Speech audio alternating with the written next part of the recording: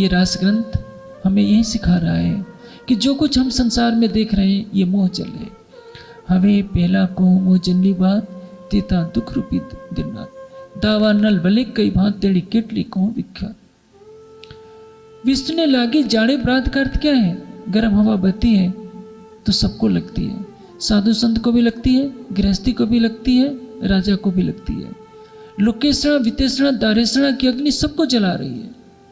इससे पार पाने के लिए क्या तरीका है? हम राज्य के प्रेम में डूब जाएं और रास की वाणी हमें प्रेम सिखा रही है। भूंडा जीव जागजे रे।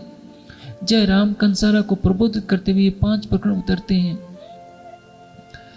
हबसे में सबसे पहले श्यामा जी का स्वरूप उतरता है। अखंड स्वरूप ने अस्थिर आकारे। मैं श्यामा जी के अखंड स्वरूप का वर्णन इस नश्वर तन से कैसे करूं? श्यामा जी के एक एक अंग का श्रृंगार उतर रहा है। हबसे में यहाँ से वाणी का अवतरण शुरू होता है और यह वाणी क्या कह रही है?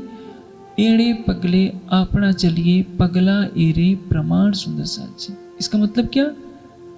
ब्रज से रास में जाते समय जिस तरह से हमने शरीर और संसार का मोह नहीं किया था, इस जागने के ब्रह्मांड में भी हमें चितवनी में अपने शरीर को मुर्दा कर देना है। मुर्दा करने का मतलब ये नहीं, आप अर्थ मत लगा लीजिएगा कि जहर खा लेना तो राज्य मिल जाएंगे। जो पहले आप मुर्दे हुए तिन दुनी करी मुर्दार। पहले आप मुर्दे होने का मतलब शरीर से नहीं मुर्दा होना, मन से मुर्दा होना। आपको पत्थर मारा गया, रोइए नहीं। आपको फूलों से लाद दिया गया, हंसिए नहीं। आप अरबोपति हैं, उछलिए नहीं। आप कंगालपति बन गए, रोइए नहीं। दृष्टा भाव से देखते रहिए। जब आपने सब कुछ सौंप दिया तो आप दुखी क्यों हो रहे हैं? जो सारी सृष्टि को चला रहा है उसको मालूम है कब क्या होना है। आपका कर्तव्य है केवल राज्य से प्रेम करना। अभी मेरा समय पूरा हो रहा है, मैं जल्दी से एक बात कह देता हूं क्योंकि मैं नियम का उल्लंघन नहीं करना चाहता। रास में एक चौपाई होती है, आनंदे रोता रमिए एम जेना लक्षण ते कहिए प्रेम। एक तरफ योगेश्वर श्री कृष्ण समझा रहे हैं अर्जुन को कि अर्जुन देखो, तुम भक्ति योग करो, यह नहीं होता है निष्काम कर्म करो, योग करो, यह भी नहीं होता है सांख्य योग करो। ज्ञान योग, भक्ति योग, कर्म योग, सांख्य योग सब समझा देते हैं। फिर भी अर्जुन को लगता है कि ये कठिन है, ये कठिन है, मैं क्या करूं? श्री कृष्ण कहते हैं कि अर्जुन सर्वान धर्मान परित्यज्य माम एकम शरणम प्रवच अहम त्वाम सर्व पापेभ्यो मोक्षयिष्यामि मा शुचः। चिंता न कर, यदि तुमसे सांख्य योग नहीं होता है, निष्काम कर्म योग नहीं होता है, चलेगा। भक्ति योग नहीं होता है, चलेगा। ज्ञान योग की राह पर तुम नहीं चल सकते तो भी चलेगा। बस इतना कर दो, सबको छोड़कर माम एकम शरणम प्रवच, तू मेरे शरणागत हो जा, मेरी शरण में आ जा। सब कुछ सौंप दो। गोपियों ने सब कुछ अपने आराध्य को सौंपा। बांसुरी बज रही है, ये नहीं सोचा कि हमें क्या होगा, हमारा हमें क्या करना है। बस ये जहाँ बांसुरी बज रही है हमें उसके पास जाना है। एक एक विरह में डूबती जाती है, शरीर पल भर में छोड़ती जाती है। न पति का मोह रहा, न बच्चों का मोह रहा, न घर द्वार का मोह रहा, कुछ नहीं। जहाँ से उनके प्रीतम बुला रहे हैं वहाँ जाना है। जागने ला चलते चलते तो 400 साल से ज़्यादा हो गई। क्या हमारे पास ब्रज वाली स्थिति है कि सागर श्रृंगार की वाणी बांसुरी से भी ज़्यादा मीठी है? कभी आप एक एक चरण को आंखें बंद करके अंतःकरण की आवाज़ से सुनने का प्रयास करें तो पता चलेगा कि सागर श्रृंगार में कौन बोल रहा है, खिलवत में कौन बोल रहा है, परिक्रमा में कौन बोल रहा है। यह आवाज़ किसकी है? कभी आपने सुना है? रूहों रे मेरी, मैं रे तुम्हारा आशिक, मैं सुख सदा तुम्हें चाहूं। ये कौन बोल रहा है? एक अक्षरातीत अपनी प्रियात्माओं को संबोधित कर रहा है। यदि हम अक्षरातीत के शब्दों को वाणी से पहचानेंगे, अपनी अंतर्दृष्टि खोलेंगे तो सब कुछ समझ में आ जाएगा। लेकिन रास के माध्यम से बिल्कुल सरल है। युद्ध के मैदान में जहां 18 अक्षौणी सेना बैठी है, खड़ी है, शंख ध्वनि हो चुकी है, अर्जुन को उपदेश दिया जा रहा है, अर्जुन की समझ में कुछ नहीं आ रहा है। महाराज में अदृश्य होता है, राज्य अदृश्य हो जाते हैं। अब सखियां क्या करें? उनका प्राणेश्वर ही जब अदृश्य हो गया तो उनके लिए एक एक पल मृत्यु के समान घट रहा है।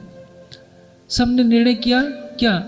आनंदे रोता रमिए एम, रो, आंसू बहाओ, लेकिन हंसी के साथ। क्या संभव है? रोता कोई व्यक्ति कब है?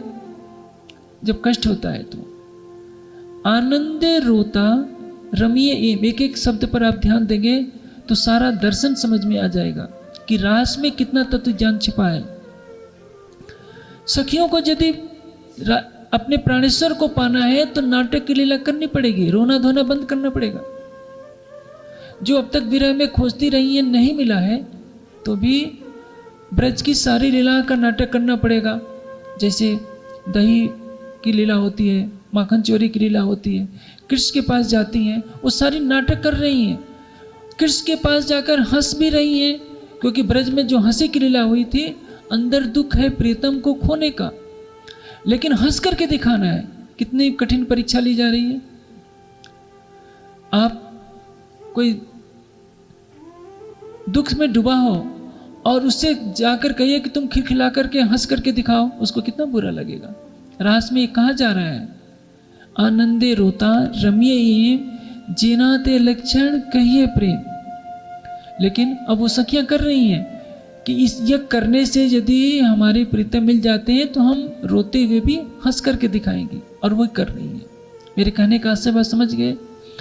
यदि योग माया के ब्रह्मांड में अपने प्राणेश्वर को पाने के लिए सखियां रोते हुए भी हंसने का नाटक कर रही हैं, आनंद पूर्वक रो रही हैं, आंसू बहा रही हैं, लेकिन हंसती जा रही हैं, उसी तरह से इस चाकनी ब्रह्मांड में आपको परमधाम की वाणी मिली है। परमधाम की वाणी लेकर अक्षरातीत आपकी आत्मा के धाम हृदय में विराजमान है। आप सुख में हो या दुख में हो, हर पल सोचिए हमारी आत्मा के हृदय में मेरा प्राणेश्वर रहता है। वह एक पल भी अलग नहीं हो सकता। नख से सिक तक श्रृंगार के साथ हमारी आत्मा के धाम हृदय में वो बसता है। और मुझे हर दुख की घड़ी में भी मुस्कुराना है कि मैंने तो इस संसार को देखा है, मेरी देखने के लिए मेरी आत्मा हुई है। जीव सुख और दुख के बंधन में फंसा है, मेरी आत्मा न सुख में है न दुख में है, वो तो शाश्वत आनंद स्वरूपा है। और अक्षरातीत की आनंद स्वरूपा श्यामा जी की अर्धांगिनी, श्यामा जी की अंगरूपा में मैं दुखी क्यों हूं? यदि मैं आज करोड़पति हूं, कंगाल हो गई, तो मुझे रोने की आवश्यकता क्यों? क्योंकि प्राणेश्वर तो मेरा है, धन मेरा नहीं है, संसार के रिश्ते मेरे नहीं है। संसार ने मुझे पत्थरों से मारा तो मैं उदास होने की आवश्यकता नहीं है, क्योंकि संसार मेरा है ही नहीं। मेरा तो आराध्य मेरे हृदय मंदिर में बसता है, और जब तक मैं उस हृदय मंदिर में उसको देख नहीं ले सकती, मेरे जीवन का लक्ष्य पूरा नहीं होगा। जो योगेश्वर श्री कृष्ण 18 अध्याय कहकर अर्जुन को कुछ नहीं समझा सके, अर्जुन ने उसको जीवन में पूर्ण रूप से चरितार्थ नहीं किया होगा। लेकिन उन्हें तो केवल ये कहना था कि अर्जुन गांडी उठाओ, क्योंकि तुम्हें धर्म का पालन करना है। सारा ज्ञान देने के बाद कह रहे हैं कि तुम्हें गांडी उठाना पड़ेगा।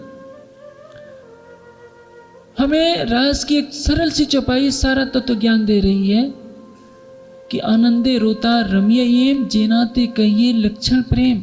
हम प्रेम लक्षण भक्ति की राह पर चलने वाले कहते हैं, लेकिन हम कभी दुखी होते हैं, कभी खूब खुशी दिखाने लगते हैं। राज्य को पाने के लिए सांसारिक दुखों के आंसुओं में आप मुस्कुराना सीखिए। आप हमेशा ये रखिए, हर पल हर घड़ी हमारे साथ राज्य हैं, और उन राज्य को देखे बिना हमारे जीवन का लक्ष्य पूरा होने वाला नहीं है। ऐसा कोई दिन न गुजरे, ऐसी कोई रात न गुजरे जिस दिन आपने अपने प्राणेश्वर को अपने हृदय मंदिर में निहारा न हो। सोते समय अपने आराध्य को अपने हृदय मंदिर में आत्मचक्षुओं से देख करके सो जाइए। उठिए, सूरज उगने से पहले, अपने इस शरीर को भोजन देने से पहले अपनी आत्मा को उसका आहार दीजिए, नख से सिक तक शोभा में डुबो दीजिए। परिणाम क्या होगा? एक दिन ऐसी घड़ी अवश्य आएगी जब इतने बैठे घर जाके धाम की स्थिति प्राप्त हो जाएगी। और उसके लिए रास की वाणी आपको दर्शा रही है, जो गीता पढ़ने वालों के पास नहीं है। गीता की व्याख्या में न जाने कितने ग्रंथ लिखे जा चुके हैं, कितनी भाषाओं में टीका हो चुकी है, लेकिन रास ग्रंथ की एक चौपाई हमने, सच है, हमने ब्रह्मवाणी का महत्व आज तक नहीं समझा। यदि ब्रह्मवाणी का महत्व हमारे समाज ने समझा होता तो जिन कारकों में करोड़ों रुपए पानी की तरह बहे जाते हैं, उनमें क्या वाणी की चर्चा नहीं होती? हमको वाणी, ब्रह्मवाणी पर विश्वास ही नहीं है। हमको तो भागवत की किस्सा कहानी और गपोड़ों पर विश्वास है। वो भागवत की कहानियाँ जिसमें एक जगह कहा जाता है मनु ने नाक छींक दिया, इक्ष्वाकु पैदा हो गया। राजा परिवर्त ने अपने रथ चला दिए तो समुद्र बन गए। पूछा जाए नाक की छींक से इक्ष्वाकु कैसे पैदा हो सकता है? ऐसी असंभव बातें लिखी हुई हैं। चित्रकेत की 1 करोड़ रानियां थी। पूछा जाए 1 करोड़ रानियों से विवाह करने का उद्देश्य क्या था? ससबिंदु की 1 अरब संतान थी। पूरे भारत की जनसंख्या के बराबर एक व्यक्ति कैसे संतान पैदा कर लेगा? ये गपोड़े उस भागवत में लिखे हैं जिसकी आज आरतियां उतारी जाती हैं, जिसकी कथाएं कही जाती है। और हमारी ब्रह्मवाणी का एक एक चरण कितना महान तत्व ज्ञान देता है। समाज को आवश्यकता है ब्रह्मवाणी के तत्व ज्ञान को ग्रहण करने की। आज रास का दिन था, मैंने समय से 10 मिनट ज़्यादा लिया, इसके लिए मुझे खेद है, लेकिन उस प्रसंग को बताने समय मुझे ये बात कहनी पड़ी, क्योंकि मेरा नियम होता है मैं 1 मिनट भी अधिक बोलना नहीं चाहता। और आनंदे रोता रमियेम इसकी चर्चा हो चुकी थी पहले, इसलिए मैंने इसकी चर्चा नहीं की। प्रसंगवश उसका दृष्टांत दे दिया। ये रास ग्रंथ आपकी जागने का एक द्वार खोलता है, आपके जीवन को उस राह पर ले चलता है जो स्वर्णिम है। धाम धनी पुकार कहते हैं, श्री मोहम्मद कहे ऐ मोमिनो, तुम पर दम दम जो वर्तत, सो सब इस हक का पल पल मेहर करत। राज्य आपसे प्रेम करते हैं, करते रहेंगे, आप करें या न करें। राज्य पल पल आपको देखते हैं, आप उनको देखना चाहें या न चाहें। आप 1 कदम आओगे, वो 10 नहीं, मैं कहता हूँ 100 नहीं, 1000 कदम आएंगे। लेकिन अपने हृदय का द्वार तो खोलिए, अपना हृदय पहले उनको दीजिए, उसके बाद आप किसी को देते रहिए, मुझे कोई आपत्ति नहीं।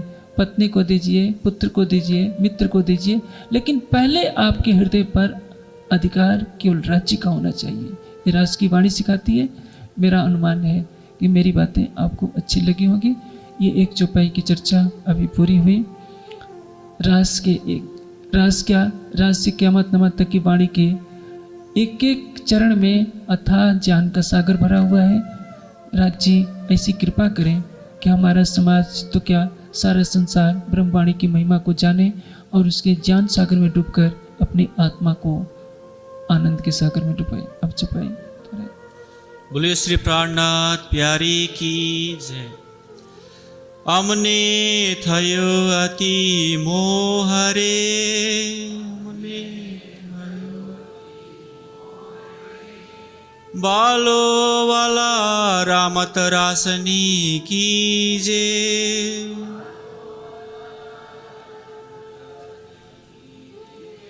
आपण कंठड़े बाहुड़ी कान लीजे रे, कंठड़े बाहुड़ी कान लीजे। आवेख केम करी ल्या ब्यारे वालैया,